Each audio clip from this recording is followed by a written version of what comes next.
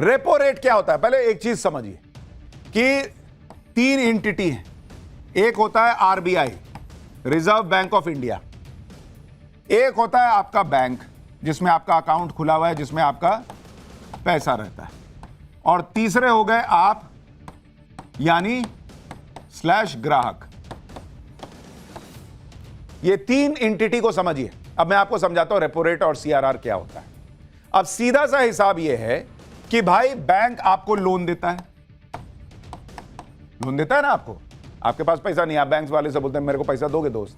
बोलता है लाओ सैलरी स्लिप दिखाओ, अच्छा ठीक है तुम ले सकते हो, ले लो। लेकिन फ्री में तो देगा नहीं, तो कैसे देता है? तो फिर आपको बैंक लोन देता है, आपसे इसके बदले में क्या लेता है? आपसे लेता है ब्याज, कि पैसा लाओ, तुमसे हम ब्याज पैसा नहीं कमाएंगे तो कैसे काम चलेगा? तो आपसे जो है वो ब्याज लेता है।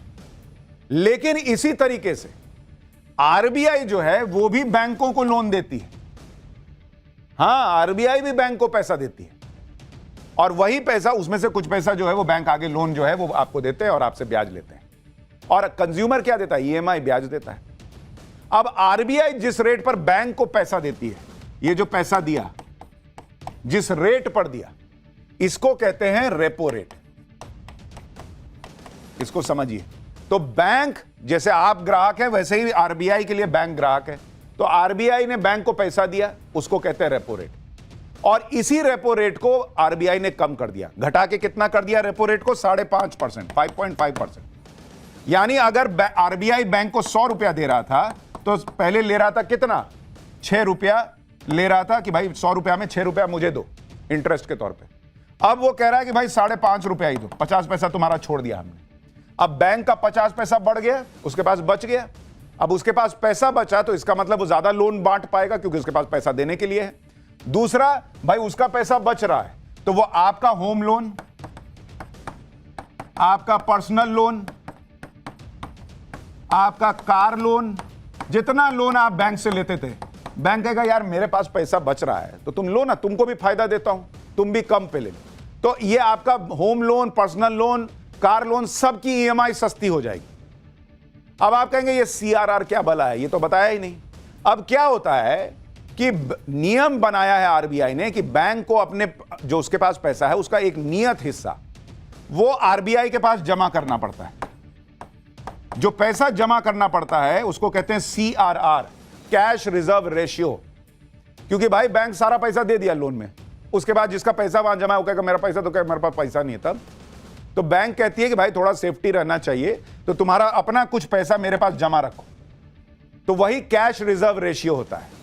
अब ये फिक्स्ड अमाउंट कम हो गया, यानी पहले बैंकों को अपना 4% पैसा रखना पड़ता था आरबीआई के पास, अब उसको घटा के आरबीआई ने कहा 3%, कि 3% रखो, बाकी 1% छोड़ दिया। इसका मतलब क्या है कि बैंक को कम पैसा आरबीआई के पास रखना पड़ रहा है। कम पैसा रखना पड़ रहा है मतलब बैंकों के पास पैसा बढ़ेगा, पैसा बढ़ेगा तो वो आपको ज्यादा लोन बांटेगा। और इसका सीधा सीधा मतलब यह है कि मार्केट में सस्ता लोन उपलब्ध होगा, मार्केट में लिक्विडिटी बढ़ेगी, मार्केट में जो बायर है उसकी परचेजिंग पावर बढ़ेगी। इन सब का असर क्या होगा अब आपको इसके बारे में बताता हूं। जैसे रेपो रेट घटा है तो उसका आप पर और अर्थव्यवस्था पर क्या असर होगा वो देख लीजिए। मान लीजिए आपने 20 लाख का लोन 20 साल के लिए लिया है, तो रेपो रेट कम होने की वजह से आपकी ब्याज दर कम होगी। इससे आपको ब्याज में 1,48,000 रुपए का फायदा होगा। इसी तरह 30 लाख के लोन पर 2,22,000 रुपए का फायदा होगा। इतना ही नहीं, इसके अलावा ब्याज दरें कम होने पर मार्केट में डिमांड बढ़ती है। ब्याज दरें कम होने से और लोन आसानी से मिलने से लोग नए घर, गाड़ियां ये सब खरीदेंगे। इससे रियल एस्टेट सेक्टर में बूम आएगा, ऑटोमोबाइल सेक्टर में बूम आएगा, गाड़ियां ज्यादा बिकेंगी, बाइक ज्यादा बिकेंगी, लोग पर्सनल लोन लेंगे, बिजनेस शुरू कर सकते हैं, बहुत कुछ कर सकते हैं, मार्केट में नौकरियां बढ़ेंगी। तो अर्थव्यवस्था के जो पहिए होते हैं वो और गति से घूमेंगे। सीआरआर कम होने से बैंकों के पास ज्यादा पैसा रहेगा और वो ज्यादा लोन बांट पाएंगे। सीआरआर कम होने से बैंकों के पास 2.5 लाख करोड़ रुपए सिस्टम में आएंगे, 2.5 लाख करोड़ रुपए। ये पैसा नए लोन देने में काम आएगा। जब बैंकों के पास ज्यादा पैसा नहीं होता तो वो आसानी से लोन देने में आनाकानी करते हैं। इससे डिमांड कम होती है और इसी डिमांड को बढ़ाने के लिए बैंकों को ज्यादा पैसा दिया गया है। यानी सरकार ने सोच समझ के इस जो ऑलरेडी हमारी अर्थव्यवस्था रॉकेट बनी हुई है, इसको अब कहा कि तुम चांद पे कहां रुक रहे हो, सीधा चलो मंगल पे, तभी तो देश का मंगल होगा। और सबसे बड़ी बात तो यह है कि सिर्फ इसी साल भर में आरबीआई ने रेपो रेट में 1% की कटौती की। ऐसा आरबीआई इस वजह से कर पाई क्योंकि भारत में महंगाई कंट्रोल में है। आज ही आरबीआई ने वित्तीय वर्ष 2026 के लिए महंगाई का अनुमान कम कर दिया है। जो महंगाई का अनुमान 4% था, उसे घटाकर 3.7% कर दिया है। आप सोचिए बॉस कि जिस दौर में, आप यह भी देखिए कि यह सब इसलिए हो पा रहा है क्योंकि जो महंगाई की दर है वो अभी 4% है और आरबीआई कह रहा है कि नहीं बॉस, ये और नीचे जाएगी, ये 3.7% पे रहेगी। यह अनुमान है आरबीआई का कि महंगाई दर और घटेगी। और ये महंगाई दर घटती है तभी आप आरबीआई जो है वो ये सब रिस्क ले रहा है कि भाई एक काम करो, मार्केट में लिक्विडिटी बढ़ाओ, परचेजिंग पावर बढ़ाओ। क्योंकि परचेजिंग पावर अगर बढ़ती है तो डिमांड और सप्लाई का जो खेल है, डिमांड बढ़ेगा तो भाई सप्लाई भी तो करना पड़ेगा, सप्लाई कम होगा तो फिर महंगाई बढ़ती है। इसलिए अभी चूंकि महंगाई कंट्रोल में है तो आरबीआई ये फैसले ले पा रहा है। सप्लाई चेन बाधित नहीं होगी, उसको भी ये भी पता है। और इसलिए आपको नरेंद्र मोदी की तारीफ करनी होगी कि उन्होंने महंगाई को इस इतने संकट के दौर में भी ऐसा पकड़ के रखा है कि अर्थव्यवस्था को बूस्ट करने वाले काम हो पा रहे हैं। लेकिन भारत ये कर पा रहा है। दुनिया में कोई देश ऐसा नहीं है बॉस जो भारत जैसा परफॉर्मेंस इस वक्त दे पा रहा हो। और पाकिस्तान, वो 2 कौड़ी का देश, वो करेगा। अगला चैप्टर देखिए, हम यहां अर्थव्यवस्था को रॉकेट बना रहे हैं, सबसे बड़ा पुल बना रहे हैं, भारत की इकोनॉमी को मोदी रॉकेट बना रहे हैं। उधर बकरीद के पहले पाकिस्तान गटर में जाके फंस गया है। पाकिस्तान की वो गटर वाली बेइज्जती जिसने पिछली सारी बेइज्जती का रिकॉर्ड तोड़ दिया है, उसके बारे में आपको बताता हूं।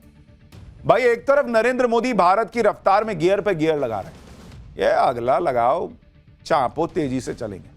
उधर पाकिस्तान का हाल यह है कि वो बैक गियर में जाते जाते गटर में गिर गया है। आप देखिए कि एक तरफ भारत ने दुनिया का सबसे ऊंचा पुल बना लिया, पाकिस्तान में गटर के मैनहोल के ढक्कन गायब हो रहे हैं। Bharat hyper supersonic BrahMos missile बना रहा है तो पाकिस्तान में बकरीद मनाने के लिए चोरी की जा रही है। एक तरफ जहां भारत ने अपनी तरक्की और सुरक्षा के लिए खजाना खोल दिया है, वहीं पाकिस्तान पैसे मांग मांग कर काम चला रहा है। पाकिस्तान तो पहले से भिखारी देश है, कंगाल था, लेकिन ऑपरेशन सिंदूर ने उसे कहीं का नहीं छोड़ा। पाकिस्तान की पब्लिक अब वसीम मुनीर और शहबाज शरीफ को गालियां दे रही है, कोस रही है, दोनों की क्लास लगा रही है, क्योंकि इन दोनों ने ही पाकिस्तान की पब्लिक की हालत और खराब कर दी। पाकिस्तानियों को सोते जागते अब ब्रह्मोस का डर सता रहा है। भारत में ब्रह्मोस, राफेल, चंद्रयान की बातें हो रही हैं, तो पाकिस्तान में क्या ही हो रहा है उसकी तस्वीर देखिए। भारत से मुकाबले का दम भरने वाले पाकिस्तान में गटर के ढक्कन तक सुरक्षित नहीं है। पाकिस्तानी आवाम के ऐसे दिन आ गए हैं कि गटर के ढक्कन चोरी करने पड़ रहे हैं। आप ये तस्वीरें देखिए, गटर के ढक्कन चोरी करने की ये तस्वीरें सिंध इलाके की हैं, जहां रात के अंधेरे में एक कार से 2 लोग आए और हाथों की सफाई दिखाई और किसी घर में चोरी नहीं की, बल्कि गटर के ढक्कन पर ही हाथ साफ कर दिया। ऐसा पहली बार नहीं हुआ है जब पाकिस्तान में गटर का ढक्कन चोरी हुआ। इससे पहले भी कार सवार ने ठीक ऐसे ही चोरी की थी, तब भी वो कैमरे में कैद हो गया था। सीमेंट से बने गटर के ढक्कन को चुराकर आखिर क्या ही मिल जाएगा, ये तो पाकिस्तानी ही बता सकते हैं। लेकिन गटर के ढक्कन चोरी करने का ट्रेंड पाकिस्तान में बढ़ता जा रहा है, जिसके बाद कई जगह गटर खुले हुए हैं। यहां तो एक ही जगह पर लाइन से गटर के ढक्कन गायब है। आप देखिए, एक भी जगह ढक्कन नहीं, भाई लोगों ने सब गायब कर दिया लग रहा है। अब आप सोच रहे होंगे कि गटर के ऊपर से ढक्कन चोरी करने से मिलेगा क्या, लेकिन पाकिस्तानियों की अपनी अपनी दलीलें हैं। कोई कह रहा है कि जब भारत पाकिस्तान पर ब्रह्मोस मिसाइल छोड़ेगा तो यह मैन होल का ढक्कन बचा लेगा। कोई कह रहा है कि बकरीद पर बकरा खरीदने के लिए ऐसा करना पड़ रहा है कि मैन होल का ढक्कन बेच देंगे, पैसा आएगा, उससे बकरीद में बकरा खरीदेंगे। मतलब पाकिस्तान में कंगाली की हदें पार हो गई। पब्लिक कह रही हम गुलाम हैं। ये कॉन्फिडेंस गिर जाता है बॉस, जब नेतृत्व 2 कौड़ी का हो, जब देश 2 कौड़ी का हो, जब वहां पर काम 2 कौड़ी के हो रहे हैं। पब्लिक का कॉन्फिडेंस गिरा हुआ है। यहां भारत को देखिए, भाई साहब चढ़ा जा रहा है ऊपर। पाकिस्तान की जनता अपनी ही सरकार को लानतें भेज रही, खाने के लाले पड़े हुए थे, और अब भारत के एक्शन के बाद तो शहबाज सरकार घुटनों पर आ गई। सिंधु जल समझौते को स्थगित करने से पूरा पाकिस्तान बेहाल है। सूत्रों के मुताबिक शहबाज सरकार अभी तक भारत को 4 चिट्ठी लिख चुकी है, जिसमें भारत से सिंधु जल समझौते पर पुनर्विचार की गुजारिश कर रहे हैं वो लोग कि थोड़ा देख लेते, कुछ हो जाता, एक चिट्ठी और लीजिए ना। पाकिस्तान को डर है कि अगर समझौता स्थगित रहा तो सीधा असर फसलों पर होगा, क्योंकि पाकिस्तान जाने वाली नदियों के पानी के भारत में इस्तेमाल के लिए भारत सरकार योजनाएं बना रही है। पाकिस्तान खुद बता रहा भाई कि 10 में से 9 लोग इसी पानी पर निर्भर हैं। पाकिस्तान का पानी बंद होने के बाद हाहाकार मचा हुआ है। खेती के लिए तो छोड़िए, इस गर्मी में पीने के लिए भी पानी नहीं मिल रहा। पाकिस्तान की संसद में सीनेटर जल्द से जल्द समझौता करने की दुआई दे रहे हैं। दूसरी तरफ बिलावल भुट्टो है, जो पहले तो कह रहा था कि सिंधु में हो या सिंधु में या तो पानी बहेगा या खून बहेगा। जब पाकिस्तान में दोनों बहना बंद हो गए तो अब न्यूक्लियर बम की नई धमकी लेकर आया। अमेरिका में एक कार्यक्रम में बिलावल भुट्टो ने कहा कि पहले जल युद्ध का एक सिद्धांत हुआ करता था, लेकिन भारत पाकिस्तान की जल आपूर्ति बंद करके पहले परमाणु जल युद्ध की नींव रख रहा है। यानी ये भाई फिर परमाणु युद्ध की बात कर रहा है। बिलावल भुट्टो की गीदड़ भभकी में उनका डर भी साफ दिखाई देता है। आप देखिए कि शहबाज सरकार ऑपरेशन सिंदूर के बाद इतनी डरी हुई है कि सेना के बजट को बढ़ाने पर फोकस कर रही और इसके लिए सभी जरूरी सेक्टर के बजट को घटा रही। पाकिस्तान ने अपना रक्षा बजट तो 18% बढ़ा दिया, लेकिन पाक सरकार 118 योजनाओं को रद्द करने की योजना बना रही। इन योजनाओं को बंद करने से 10 अरब पाकिस्तानी रुपए बचेंगे।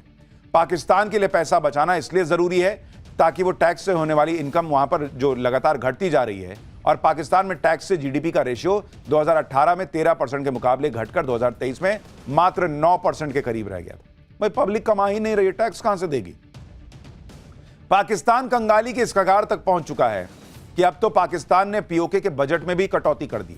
पीओके के बजट में 16% की कटौती की गई।